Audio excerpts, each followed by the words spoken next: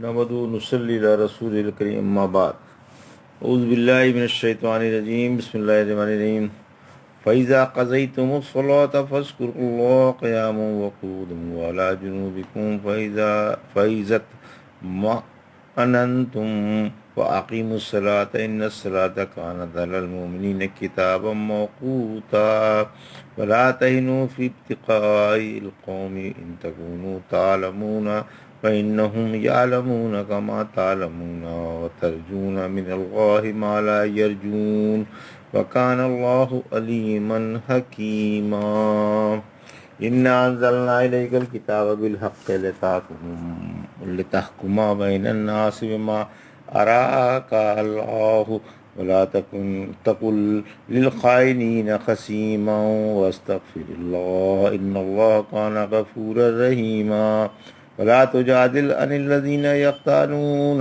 أنفسهم إن الله لا يحب من كان خوانا أثيما يستخفون من الناس ولا يستخفون من الله وهو معهم إذ يبيتون ما لا يرضى من القول وكان الله ما يعملون محيطا ها أنتم هؤلاء جادلتم عنهم في الحياة الدنيا فمن يجادل الله عنهم يوم القيامة أم من يكون عليهم وكيلا۔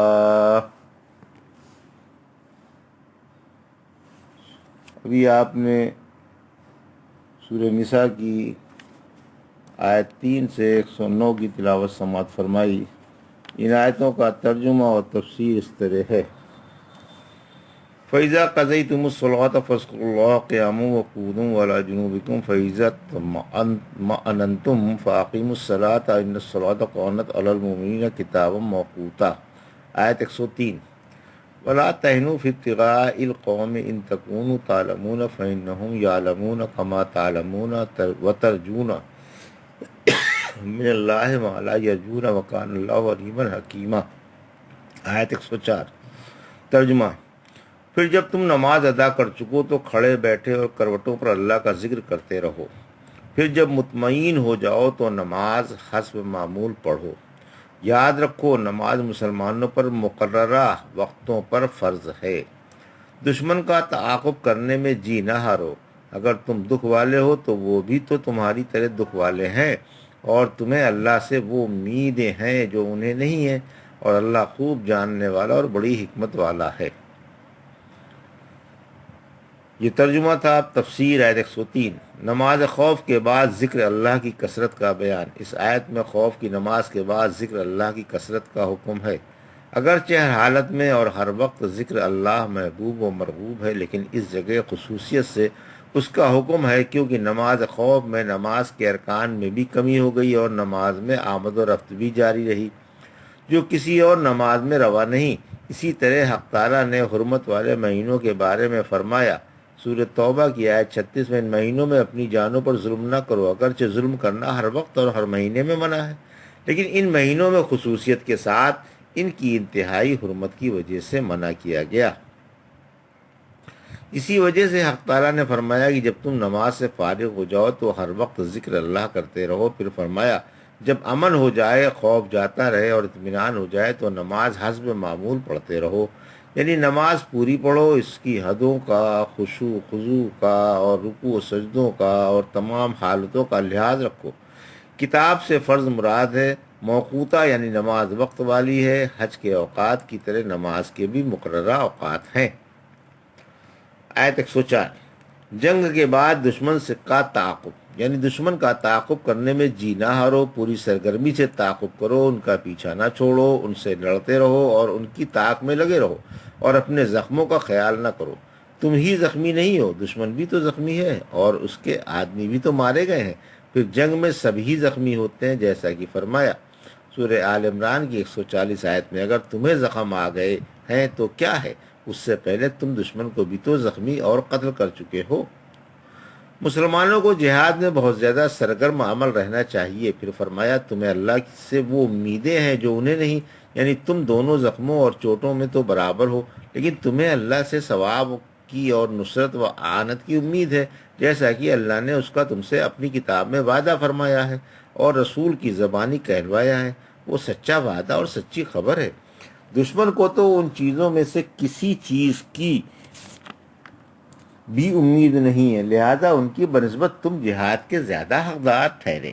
تمہیں اس میں زیادہ دلچسپی لینی چاہیے اور تمہیں اللہ کے کلمے کو بلند کرنے میں اور اسے اونچا اٹھانے میں انتہائی سرگرمی سے کام لینا چاہیے۔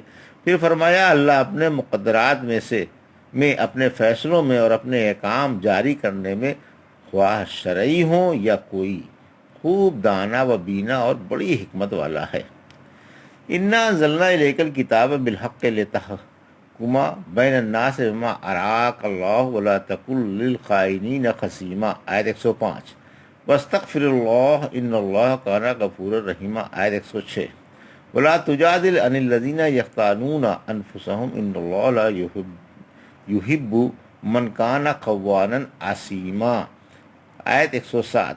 یستخفون من الناس ولا یستخفون من اللہ وهم معهم اذ یبیتون ما لا یرضی من القول وکان اللہ بما یعملون محیطا، آیت 108۔ ہاں انتم ہؤلاء جادلتم عنہم فی الحیات الدنیا فمن یجادل اللہ عنہم یوم القیامت ام من یکون علیہم وکیلا، آیت 109۔ ان آیتوں کا ترجمہ: یقیناً ہم نے آپ پر ایک سچی کتاب اتاری تاکہ اللہ نے جو آپ کو سمجھایا آپ اسی کا لوگوں کو حکم کریں اور غداروں کی طرف سے جھگڑنے والے نہ بنیں اور اللہ سے بخشش کی دعا مانگتے رہیں۔ یاد رکھیے اللہ بڑی بخشش والا اور بڑا مہربان ہے۔ آپ ان کی طرف سے نہ جھگڑیں جو اپنی جانوں سے غداری کر رہے ہیں۔ یاد رکھیے اللہ ہر غدار و گنہگار کو نہیں چاہتا۔ یہ لوگوں سے تو چھپ سکتے ہیں مگر اللہ سے نہیں چھپ سکتے۔ اللہ ان کے ساتھ ہے جب وہ ایسی بات پر رات گزارتے ہیں جس سے وہ راضی نہیں، اور اللہ ان کے عملوں کو گھیرنے والا ہے۔ دیکھو تم وہ ہو کہ تم نے ان کی طرف سے دنیا میں جھگڑا کیا، پھر اللہ سے قیامت کے دن ان کی طرف سے کون جھگڑے گا یا کون ان کا کام بنانے والا ہوگا۔ یہ تھا ترجمہ آیت 105 سے 109 کا۔ اب تفسیر۔ آیت 105 جواز اجتہاد کی دلیل، یعنی اے رحمت عالم صلی اللہ علیہ وسلم، یہ کتاب جو آپ پر بھیجی گئی ہے سچی ہے، ہمارے پاس سے آئی ہے، اس کی خبریں بھی سچی ہیں اور اس کے فرامین بھی برحق ہیں۔ ابن عباس تعالیٰ فرماتے ہیں رسول اللہ صلی اللہ علیہ وسلم کے ساتھ کسی لڑائی میں چند انصاری تھے، ان میں سے ایک شخص کی چادر چوری ہو گئی۔ اس کا شبہ ایک انصاری پر ہوا۔ چادر والا رسول اللہ صلی اللہ علیہ وسلم سے کہنے لگا کہ طعامہ بن ابیرق نے میری چادر چرا لی۔ جب چور نے یہ معاملہ دیکھا تو چادر رات کو ایک بے گناہ کے گھر میں ڈال آیا اور گھر والوں سے کہہ دیا کہ میں نے چادر چرا کر فلاں شخص کے گھر میں ڈال دی ہے، اسی کے پاس سے برآمد ہوگی۔ اس کے خاندان والوں نے نبی صلی اللہ علیہ وسلم سے جا کر کہا یا رسول اللہ صلی اللہ علیہ وسلم، ہمارا آدمی چور نہیں ہے، چور فلاں شخص ہے، ہمیں تحقیق سے اس بات کا پتہ لگ گیا ہے۔ آپ ہمارے آدمی کو سب لوگوں کے سامنے بری قرار دے اور اس کی طرف سے جھگڑیں، کیونکہ آپ کی وجہ سے اللہ اسے پاک دامن نہ قرار دے گا تو وہ ہلاک ہو جائے گا۔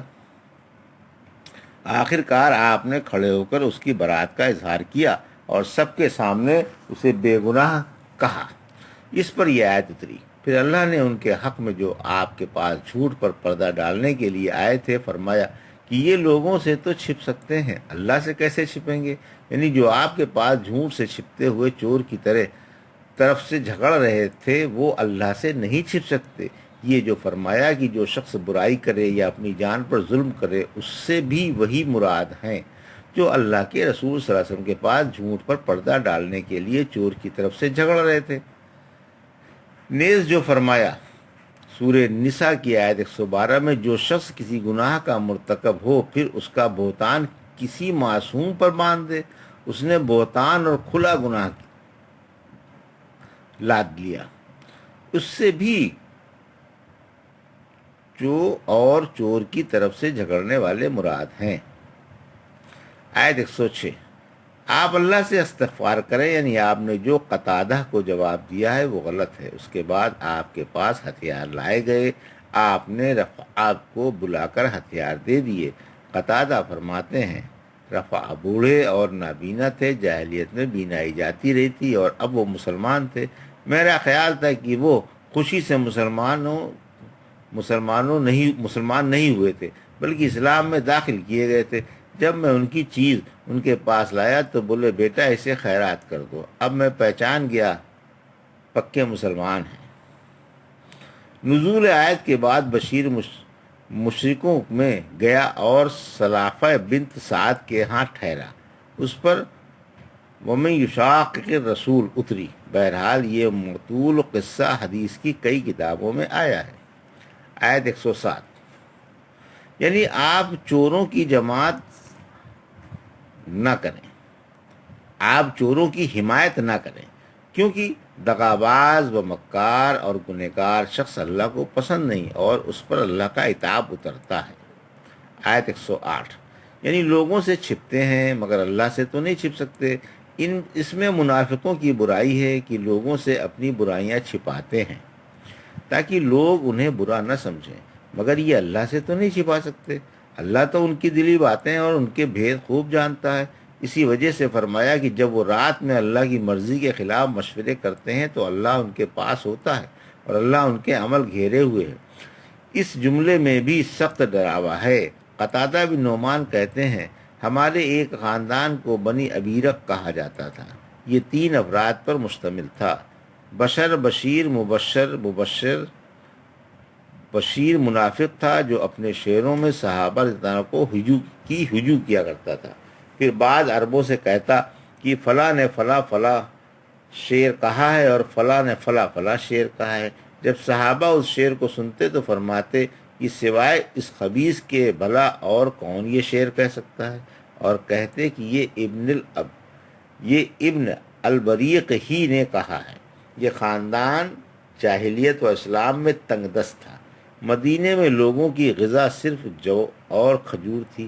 جب اس شخص کو آسودگی میسر آتی اور شام سے قافلہ گیہوں لاتا تو یہ شخص صرف اپنے لیے گیہوں خرید کر رکھ لیا، بیوی اور بچوں کو وہی کھجور اور جو کھلاتا تھا۔ ایک دفعہ شام سے ایک قافلہ آیا، میرے چچا رفاع بن زید نے کچھ گیہوں خرید کر اپنے کمرے میں رکھ لیے۔ اس کمرے میں ہتھیار، زرہیں اور تلواریں بھی تھیں۔ کسی نے نیچے سے کمرے میں نقب لگا کر غلہ اور اسلحہ چرا لیے۔ صبح کو میرے چچا رفاع میرے پاس آ کر کہنے لگے بیٹا آج رات ہمارے کمرے میں نقب لگا کر کسی نے ہمارا غلہ چرا لیا اور اسلحہ بھی۔ پھر ہم نے گھر میں دیکھا بالا اور لوگوں سے پوچھا گچھا تو ہم سے کہا گیا کہ آج رات بنی ابیرق کو آگ جلاتے ہوئے دیکھا گیا تھا، غالباً اس کی روٹی پکائی جا رہی ہوگی۔ بنی ابیرق بولے ہم گھر میں تحقیق کریں گے، ہماری رائے میں چور لبید بن سہل ہوگا، حالانکہ وہ ہمارے آدمی ہیں اور پکے مسلمان ہیں۔ جب لبید نے یہ بات سنی تو انہوں نے تلوار سونت کر کہا کیا میں چوری کروں گا؟ یا تو میرے پاس سے مال برآمد کرو ورنہ تلوار فیصلہ کرے گی۔ بولے اے شخص ہم سے الگ ہٹ، تو چور نہ ہوگا۔ آخر ہم نے گھر میں پوچھا گچھا تو ہمیں یقین ہو گیا کہ واقعی بنی ابیرق ہی چور ہے۔ چچا جان نے کہا بیٹا رسول اللہ صلی اللہ علیہ وسلم سے یہ واقعہ بیان کرو۔ قتادہ کا بیان ہے کہ میں نے آپ سے آ کر کہا کہ ہمارے گھر والے ظالم ہیں، انہوں نے چچا جان کے کمرے میں نقب لگا کر ان کا غلہ اور ہتھیار چرا لیے ہیں۔ غلبے کی تو ہمیں ایسی چندہ پرواہ نہیں، البتہ ہمارے ہتھیار ہمیں دلوا دیے جائیں۔ فرمایا میں اس معاملے میں لجدی حکم کروں گا۔ جب بنی ابیرق نے یہ بات سنی تو ان کے ایک آدمی اسید بن عروہ نے آپ سے اس سلسلے میں بات چیت کی۔ پھر آپ کے پاس اس گھرانے کے چند لوگ جمع ہو کر کہنے لگے کہ قتادہ اور اس کا چچا ہم مسلمانوں پر بلا ثبوت چوری کا الزام لگاتے ہیں۔ قتادہ کہتے ہیں پھر آپ کے پاس گیا اور آپ سے چوری کے بارے میں گفت و شنید کی۔ فرمایا تم مسلمانوں پر جو بھلے آدمی ہیں بلا ثبوت چوری کا الزام لگا رہے ہو۔ آخرکار میں آپ کے پاس سے چلا آیا اور میں نے سوچا کاش میں اپنے اس مال سے دستبردار ہو جاتا اور آپ کے پاس نہ جاتا۔ جب چچا جان نے آ کر پوچھا تم نے کیا کیا تو آپ صلی اللہ علیہ وسلم کے جواب کو میں نے چچا کے سامنے رکھ دیا۔ بولے اللہ کی مدد درکار ہے۔ ابھی تھوڑی ہی دیر ہوئی تھی کہ آیت انا انزلنا الیک اتر آئی۔ خائن سے بنی ابیرق مراد ہے۔ آیت 109، یعنی فرض کیجئے کہ دنیاوی زندگی میں ان کا یہ فریب چل گیا، لیکن قیامت کے دن کون ان کے اس مقدمے کی وکالت کرے گا اور کون ان کا بگڑا کام بنائے گا؟ یعنی اس روز ان کا کوئی کام بنانے والا نہ ہوگا۔ وہاں دغا فریب اور دھوکہ نہیں چل سکتا۔ یہ تھا سورہ نساء کی آیت 103 سے 109 کا ترجمہ اور تفسیر جو ابھی آپ نے سماعت فرمائی۔ بارک اللہ لی و لکم فی القرآن الحکیم و نفعنی وایاکم بالآیات الذکر الحکیم۔